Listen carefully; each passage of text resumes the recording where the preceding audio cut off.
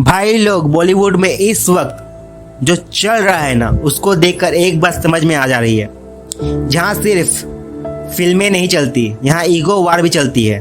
और इस बार इस लड़ाई के बीच फंस गए हैं रणवीर सिंह। हाँ भाई, वही रणवीर सिंह जिन्होंने धुरंधर पार्ट 1 और धुरंधर पार्ट 2 के पूरा गेम बदल दिया।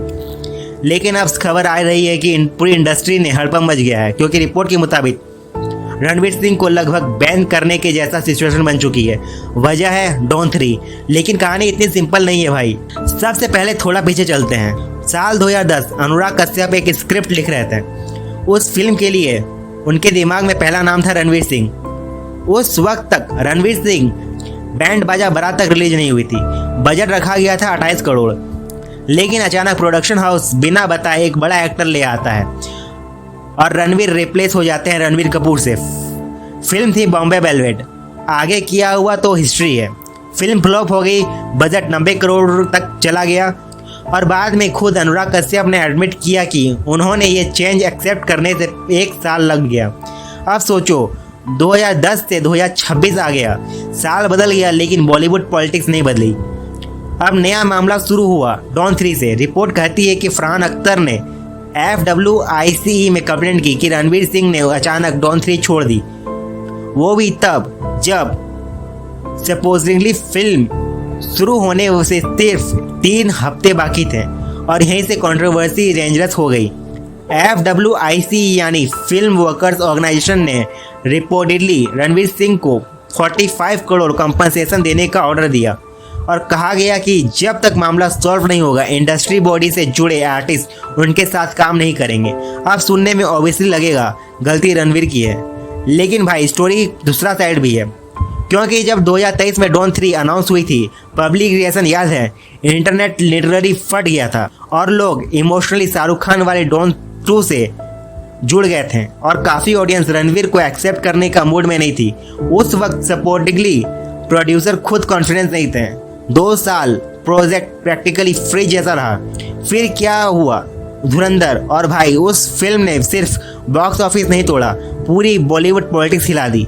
पार्ट 1 हिट, फिर पार्ट 2 ने रिपोर्टेडली 3000 करोड़ का बिजनेस टच कर लिया। सडनली रणवीर सिंह फिर से हॉट प्रॉपर्टी बन गए। अब हर प्रोड्यूसर उनके साथ फर्स्ट प्रायोरिटी बनना चाह रहा था और यहीं शुरू होता है ईगो बैटल।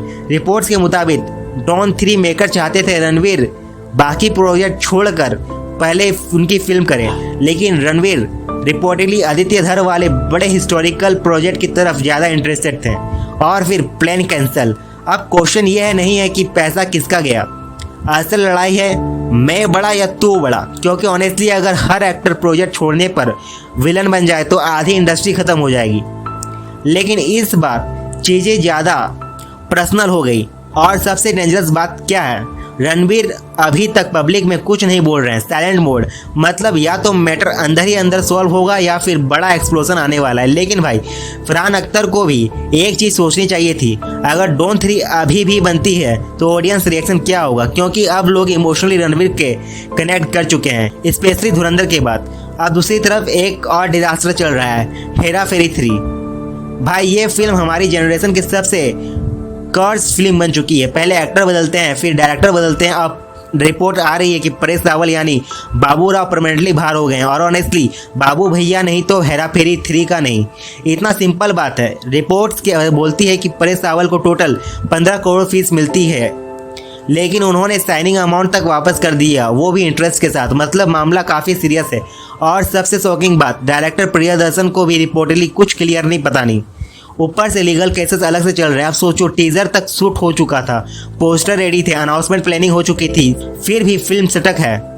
यही प्रॉब्लम है बॉलीवुड की।